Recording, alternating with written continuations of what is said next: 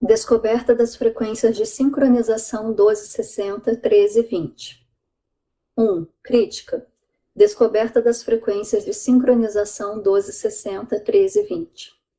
Após o trabalho pioneiro de Vernadsky, que morreu em 1944, e Teilhard de Chardin, cuja obra foi publicada após sua morte em 1951, vieram a descoberta dos cinturões de radiação e ADN em 1953.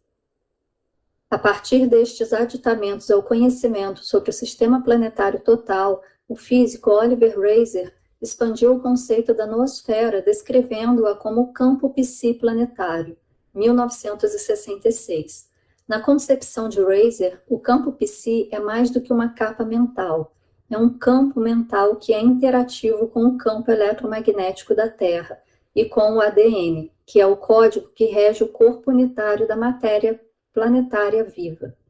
Em 1969, Buckminster Fuller expandiu o modelo de sistemas do planeta na sua descrição de A Nave Terra, 1969, e James Lovelock, 1982, deu à abordagem de sistemas totais uma torção animista com sua hipótese Gaia, que os diferentes processos biogeoquímicos interdependentes do planeta Terra são equivalentes à criação de um organismo vivo, Terra ou Gaia.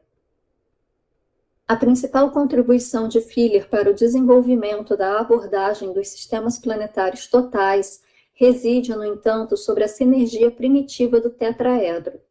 Como estrutura geométrica mais simples, o tetraedro é um dos poucos elos que conectam a geometria do espaço tridimensional com as relações fractais do tempo de quarta dimensão.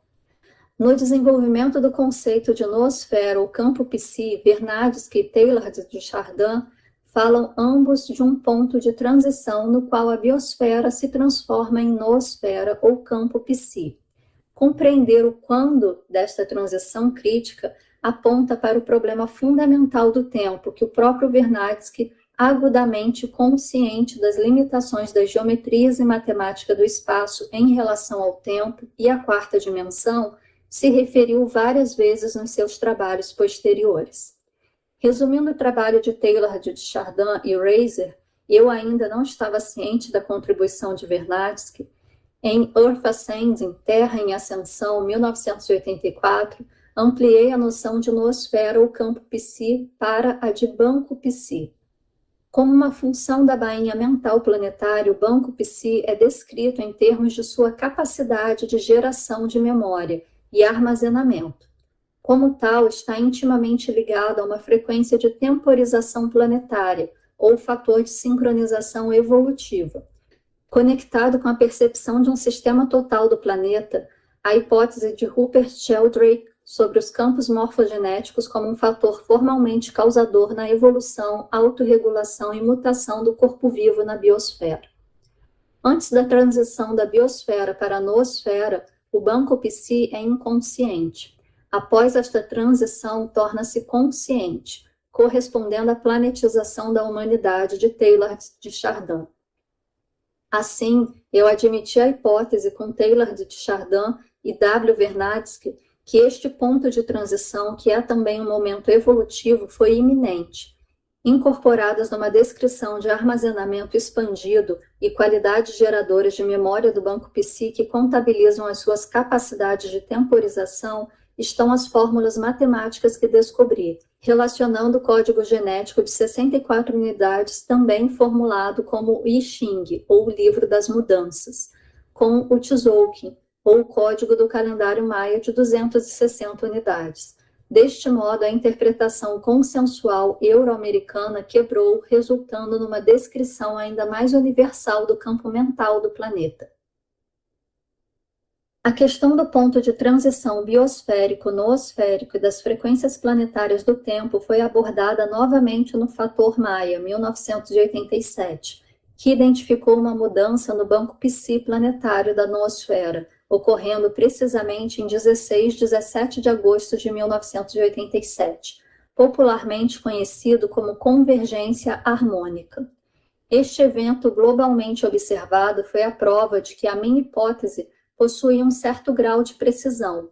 A hipótese era a seguinte: o sistema de calendários maia descreve uma frequência de tempo ativada galaticamente, cujas normas são definidas pelo único sistema matemático maia de base 2013.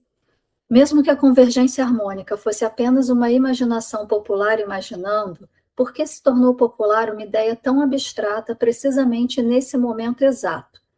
A minha hipótese é que a convergência harmônica foi bem sucedida, porque este momento deu-se no inconsciente coletivo, o despertar de uma verdade profética codificada no sistema contagem longa da matemática maia.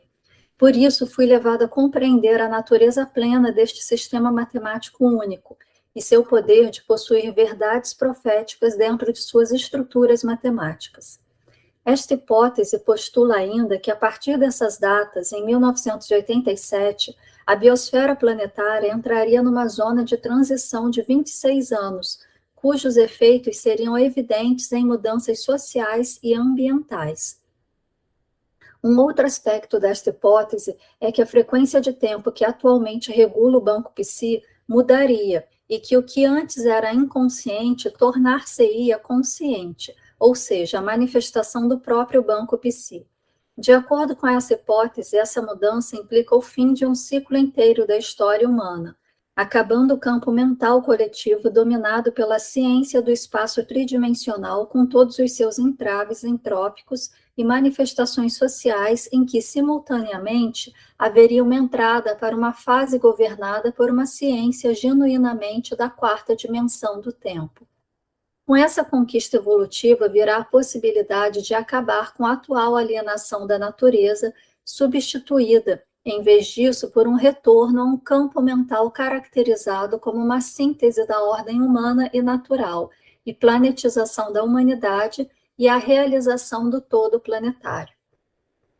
Após o teste da minha hipótese, a convergência harmônica, voltei minha atenção para uma compreensão definitiva dos códigos matemáticos subjacentes ao calendário maia. Em 1989, minha parceira Loidine e eu descobrimos as frequências 1260, 1320.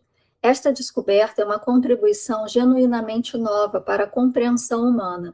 Com isto, conseguimos transcrever os códigos maias para uma forma de trabalho real e um conjunto de provas matemáticas e demonstrações intituladas Encantamento do Sonho, Viagem da Nave do Tempo Terra, 2013, 1991. Dream Spell, The Journey of Time Ship Earth, 2013. A essência da descoberta da frequência de sincronismo é simples. O 1260 refere-se a uma ordem de tempo inconscientemente aceita, que é de natureza artificial. 12 refere-se à codificação do tempo diário num calendário irregular e arbitrário de 12 meses. Originário da Babilônia, a forma histórica final do sistema de 12 meses foi instituída em 1583 pelo Vaticano como calendário gregoriano, que agora é aceito como padrão usado em todo o mundo. 60 refere-se à divisão igualmente arbitrária do dia em 24, 2 vezes 12, horas de 60 minutos cada. O resultado do 1260 é uma ciência tridimensional da imigração e criação de uma frequência de tempo, cujo campo mental de consciência é dominado pela mecanização. A aceitação inconsciente desta frequência de tempo de 1260 é o mais simples fator contribuinte para o problema da alienação da natureza humana.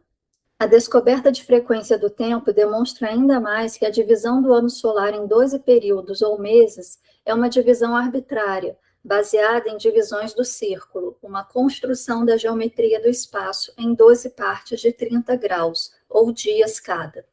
Desde o início, o fluxo da civilização originário da Mesopotâmia estava enraizado no espaço e que via o tempo antes como uma medida de espaço. Os antecedentes do calendário gregoriano encontram sua origem no Egito e na Babilônia, aproximadamente 3.000 anos antes de Cristo, altura em que surgiu a geometria espacial do círculo. O momento dessa ocorrência no antigo Médio Oriente corresponde aproximadamente à frequência de tempo maia, que descreve um ciclo excelente de 5.126 anos a partir de 3.113 a.C., e que termina em 2013 depois de Cristo. Somente em contraste, a partir da nossa investigação dos códigos matemáticos do calendário maia, fomos capazes de descobrir a frequência do tempo 1320. Esta frequência não se baseia numa geometria do espaço, mas numa verdadeira compreensão do tempo como quarta dimensão. Eis aqui, finalmente, a demonstração de uma matemática da quarta dimensão, baseada no 13 em vez de 12, e operando preferencialmente nas mais sofisticadas matemáticas vigesimais do que na matemática decimal. Na frequência de 1320, que é uma frequência do tempo galáctico natural, 13 refere-se a uma cosmologia recapitulativa do tom 13, incorporada numa forma que conhecemos como onda encantada. É importante ter em mente que a terminologia da quarta dimensão é nova, mas não é difícil de compreender. Na verdade, a ordem matemática da quarta dimensão é bem mais simples e ainda mais abrangente do que a de terceira dimensão. O 20 refere-se a um código de frequência incorporado na ordem de permutação de 4 vezes 5, ou no próprio sistema de notação, também conhecido como código 019. As 20 unidades deste código também são traduzidas numa linguagem icônica, colorida, constituída por 20 símbolos ou selos solares.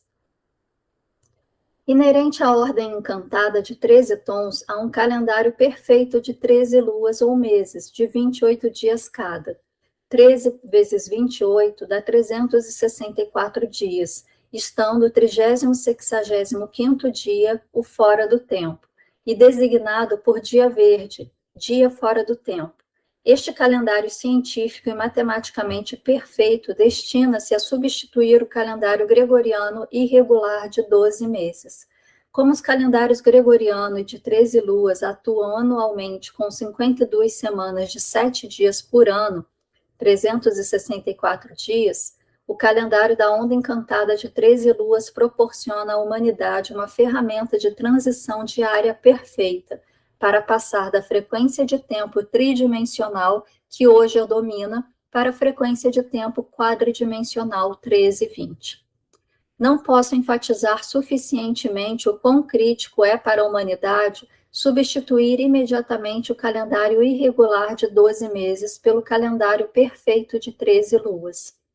O ato físico de substituir um calendário por outro tem o potencial de unir a consciência humana num momento de determinação singular que, por si só, fará com que o próximo ponto de mudança ajude a biosfera na sua transição para a noosfera e a manifestação consciente aproximada do banco psi. Esse ato colocaria a humanidade na nova frequência de tempo de 1320, e será um ato cujas consequências, que partindo da vantagem do nosso atual ponto de vista, são quase inconcebíveis. Tal é, em suma, o contexto sobre o estabelecimento dos princípios matemáticos do tempo e da quarta dimensão, princípios que são totalmente separados da ciência do espaço-matéria de terceira dimensão, e que representam a solução para a crise da civilização humana e do pensamento científico.